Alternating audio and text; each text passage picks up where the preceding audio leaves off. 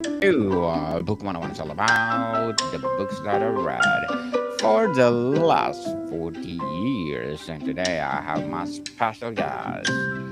He is a teacher, preacher, and motivational speaker dedicated to helping live a fulfilling, purposeful, and meaningful life. No other than Mr. John Bacon.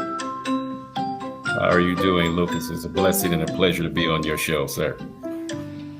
I'm fabulous, fabulous, Mr. John, and welcome to Book 101 Review. And can you please introduce more about yourself? My name is John Bacon. I am a clinical support specialist at a drug and alcohol rehab facility where I help people reestablish their foundation to live their best life. Married to the love of my life, my habanero sugar, Diana Bacon, for over 15 years, and I am the father of quite a few children. Yes, and I just love to encourage and motivate people to have their best life. Mr. John Bacon, thank you so much for sharing your knowledge and wisdom to the world. How do you define balance across spiritual, mental, physical, and relational areas? Yeah, what's understanding that usually people have to deal with at least five areas in their life, and this is just the average human experience. I believe everybody knows that there's something bigger than themselves. So I believe everybody in one form or another is spiritual. We all have brains, so we have to deal with the mental capacity of what life, how we receive life, and how we interpret life.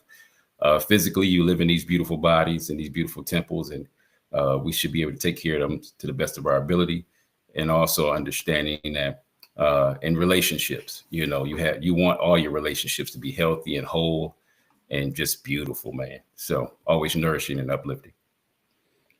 Beautiful man, indeed. And Mr. Bacon, when one area, I say physical health collapses, how does it typically impact the other three? Can you share an example? Yeah, I think the physical aspect is really huge because usually when people are in like just use chronic pain can be so consuming that you forget that you have a higher power that wants to help you heal and get better. Mentally, you're so consumed by the physical pain that's in your life that you can't really focus in on the here and now and be in the present moment. And it also affects your relationships because you're so consumed with the pain that you can't even nourish and uplift and build the areas of your life with your loved ones that you want to have. Mr. John, what's the most dangerous misconception people have about achieving perfect balance? I think that it's all equal. They think even when you're using those four areas, and I always sometimes through on finances too, that they all have the same weight. So it's a 10-pound weight with your or time limit. I'm sorry. It's the same time that you spend with each thing. Because I typically work a 12 and a half hour shift, and I might only get a chance to spend about a good hour and a half, 2.5 hours with my wife before I end up going to bed because I'm so tired from work. But if I use that time effectively, then that 1 hour of total focus towards my wife is equivalent to the 12 and a half hours I just worked at my shift. So I think sometimes people think the quantity is just as important as the quality, and I think the quality is way more important. So it's focusing on what holds the most weight in your life, and giving each of those areas some kind of quality versus quantity. Mr. John, what are the practice in each foundational area do you prioritize even during chaos? I think the spiritual dynamics is extremely important. Uh, I firmly believe that when Jesus was on this planet, that He wanted us to live our best lives, and part of living our best lives is making sure we stay in tune with the Creator of the universe, knowing that sometime when you're in the moment, sometime when you zone in too close to the problem, that you can't see the whole bigger picture of things. And one time you can focus, sometime with your spiritual dynamic, you can say to yourselves, you know what, it's not as bad as it appears. It's bad. Don't get me wrong, but it's not as bad as it appears because there's other areas of your life that can sustain you during that time of need in that one specific area. Mr. John, what are your 5 minute resets for each area? I'm sorry, can you repeat that? What are your favorite 5 minute resets for each area? Like breath Oh work man, or mental or hug or relational? yeah. So with health, I believe stretching is extremely important. Out of all the things that I do now, with a little bit of weight training, a little bit of make sure I eat right, make sure I get proper rest. I think as I'm maturing and aging, I think the stretching part is such a dynamic part of the physical health. Mentally, it's always reading. Never stop reading. Usually reading, the Word of God, or I'm reading some motivational book at the time. And also the spiritual dynamic. Make sure you pray every day, at least 5 minutes. I also love being outside in nature, enjoying the beautiful view that I've been blessed with at my home, getting to see the mountains, hearing all of the different, species of birds that's out there singing, and just enjoying and being in the moment. So I think being in the moment, present moment, is extremely important for a lot of people. Being in the moment is something else. People, let it go and live at the moment. How do you recognize early warning signs that one area is being neglected? And what's your first step intervention? I think knowing what your personal moral values are for you, your personal beliefs. I think all of us should have a belief system that sustains us and carries us. And in those clutch moments, what is that thing that is your foundation that holds everything together? Because I've been laid off a job before, had to file for bankruptcy before, but knowing that God was there and I was able to stand on my beliefs and my faith, that was super important. I think when you're going through clutch moments, like I had to end up going through a divorce, my father not being there for me. And it goes back to, once again, that foundation of knowing if I got that spiritual foundation to hold on to, and believing that there's something more and something pertinent out there for you. Have been in chronic pain before, where the pain was so excruciating that it left me, felt like paralyzed, because it was back spasms, and it was a hard moment, but knowing that it was just a moment. So knowing that in those in crucial times, it's just knowing, what are your beliefs, what are your foundational understandings and the systems that you have in place. So when all hell breaks loose, not matter of if, but when all hell breaks loose in your life, what is those things that you can stand on that will get you through that moment, and knowing that this too shall pass and it's only temporary. Mr. John, as a teacher, preacher, and motivational speaker, what are your short term and long term goals? Short-term goals, honestly, is enjoying these moments. I'm actually flying back tomorrow to go see my mom. She's 93 years old, and I'm super grateful that she's been blessed to, be in my life for such a long time. The whole 57 years, actually, that's been such a tremendous blessing. So short-term is really enjoying my time with my mom while she's still here. Really enjoying my wife and getting a chance to just participate and enjoy life together.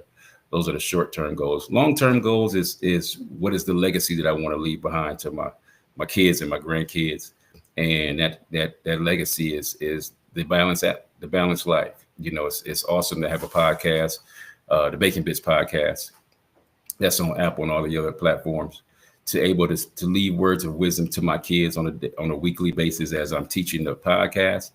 I want to be such a blessing to so many people. But I also think that, if in the long run, if something happened to me, they could always hear my voice and hear me giving them words of wisdom on how to maintain this beautiful life and to balance it out to the best of your ability. It's called Beautiful Life, and good luck to your goals, Mr. John.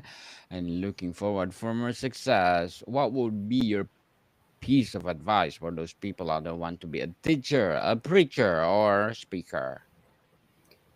I think the greatest thing, if you wanted to be one of those people, is, I think, if you understand this, is that the purpose that you were put on this planet to do? If that's your calling, it's something that you can't get away from.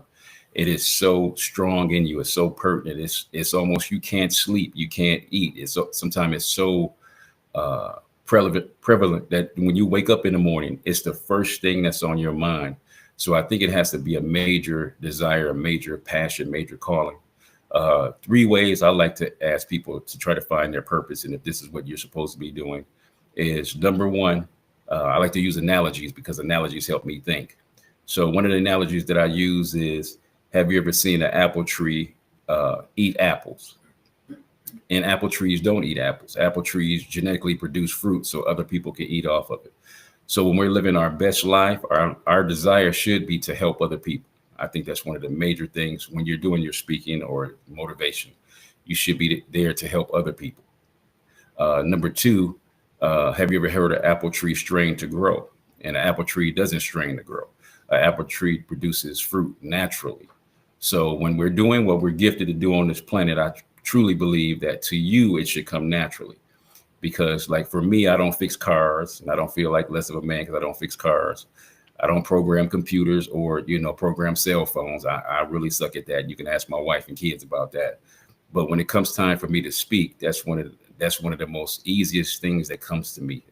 God gave me the gift, and it's so natural to me. It's like breathing, and I really love doing that. So your gift should be shared with other people. Your gift should be something that comes naturally to you. And then the third question is always, there's something in this life that really irritates the hell out of you. It really irritates you a lot.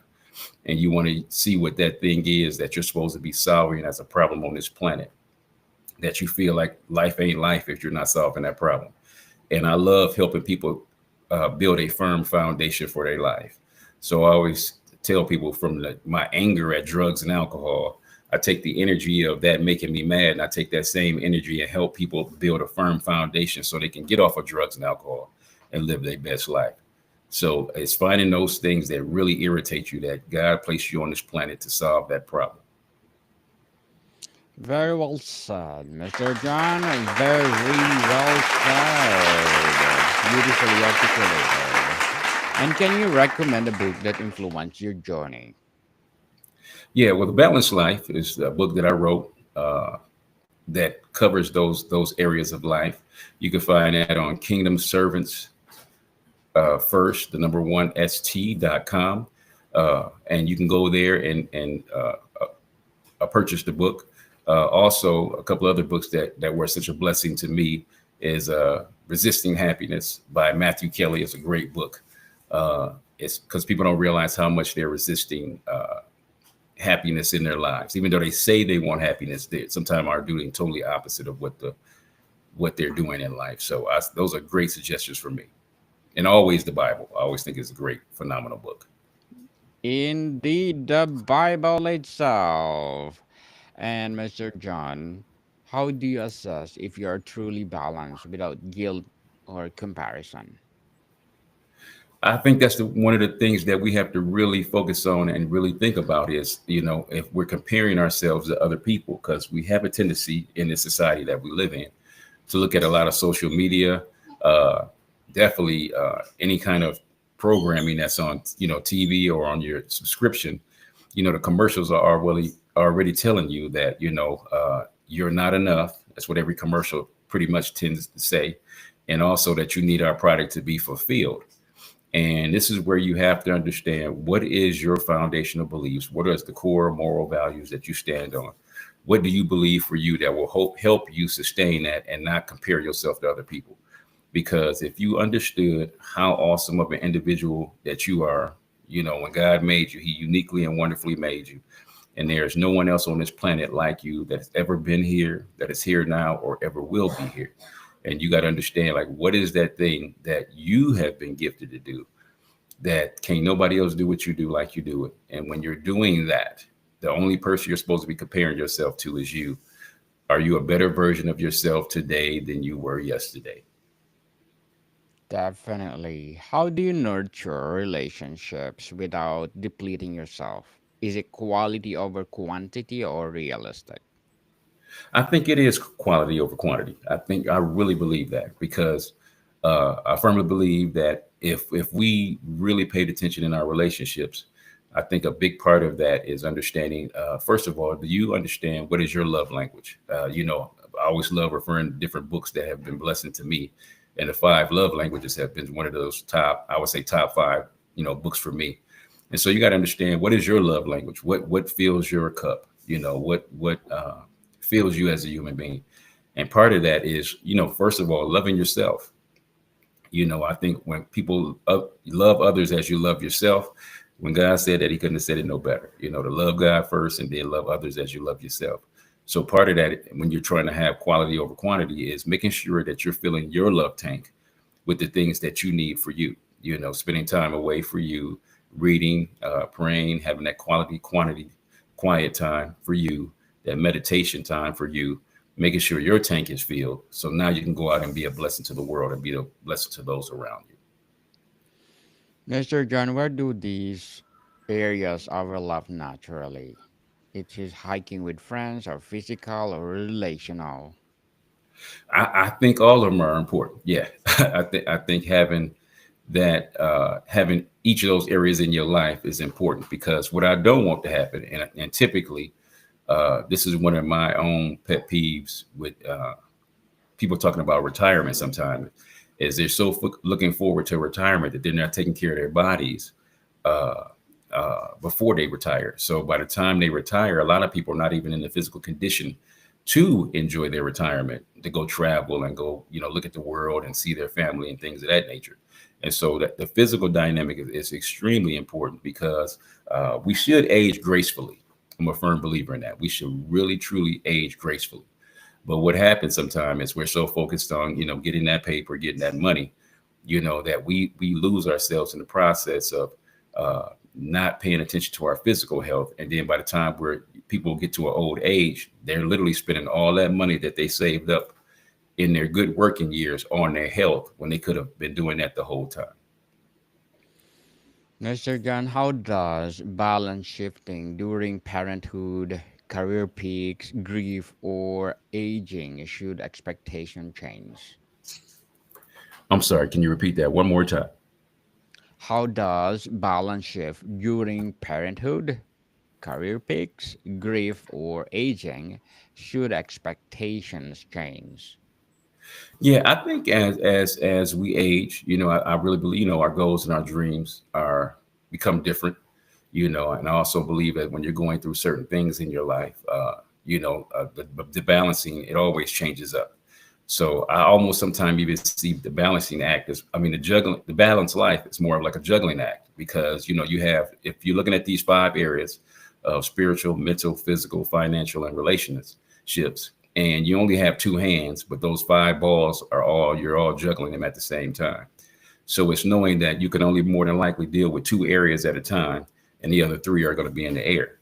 So as that time is passing, and you have to go through, grief, are you literally being in that moment to grieve in that moment? Because sometimes people are so much in a rush to grieve that they're not spending the quality time that they need to allow themselves to grieve.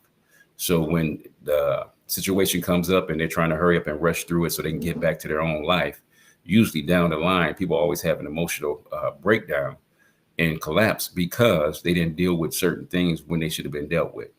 So you also talked about parenting, to really enjoy those seasons in your life with your kids, not to rush. I wish my baby could, walk and talk so we could really have more dialogue. I really wish my kids were in kindergarten so they can have that social status. I really wish my kids could drive so they can, take themselves to different places. I really wish my kids would graduate so they can go off to college. I mean, you notice that we're just rushing through it instead of enjoying and being in the present moment and really enjoying each moment as it comes to pass. Because what I don't want people to do is, and it's just with anything, and I'm just going to use travel. Some people are so focused on taking pictures on their vacations that they forget to enjoy the vacation. So sometimes you can be in the moment and miss the moment, and that's one of the things when we talk about the balanced life. I always want people to, slow down, be in the present moment. Just like right now, I love being on this podcast interview with you, Daniel, and focusing in on this moment, to download and to give information to people that are wanting some help to have a better life. And it is a pleasure and honor to be here. And so it's thinking about, let me be in this moment right here, not what I have going on, tomorrow, later on in the day, next week, next month. Let me be in this moment right here, enjoying it for all of what it is. Very well said again, Mr. John. Very well said. And before we wrap up our discussion for today, Mr. John, I'm inviting you to please do listen to my other podcast, people. My other podcast, because my abstract essay is already in fifth season, abstract poetry in second season, book 101 review in fifth season, comedy 101 second season, and of course my food 101 in fifth season too, geography 101 in fourth season, and my baby podcast law 101 and mental health 101. Love Letters in third season, a movie 101 review and music 101 in each fifth season, and Science 101 and Sex 101 in each first season. Please listen to them wherever you listen your podcast. Mr. John, if listeners could make one change today to improve harmony across all four areas, what you can urge them to do? It would be these little simple tasks. I would say, once again, we talked about being in the present moment. It is understanding what your true values are for you. You know, not what the world tells you. You should have this car, this house. You should understand what are the values that you want for you. So spending time with you to get those things. It is also not just knowing what your values are, but to actually commit to those values that you say you want. Because when we have values without committed action, it is just a wish. And also knowing that, yes, you know, you have to understand you know, study you and see what's the best and the worst of you and how you can navigate through those things in life. Mr. John Bacon, thank you so much for sharing your knowledge and wisdom to the world. So, can you please invite our listeners to support your books as well as your advocacy to the world? Yes, if the listeners could go to Bacon Bits Podcast and enjoy the various platforms that it's on to listen to the podcast. Also, you can go to Kingdom Servants First, which is my website. And if you need anybody to come do a speaking engagement or to encourage and motivate people in your area of expertise, I would love to be joined there with you. So Kingdom First, Kingdom Servants, the number one, ST.com. And you can see my website there. And then the book is called The Balanced Life by John M. Bacon Jr. And you can find that on lulu.com. Yes, people, let's support Mr. John Bacon because if you support him, more and more and more empowering books to come, more and more empowering coaching to come, as well as business to come. Mr. John, thank you so much for your time. Thank you so much, Daniel. Pleasure being on your show. More to come, people. See you soon.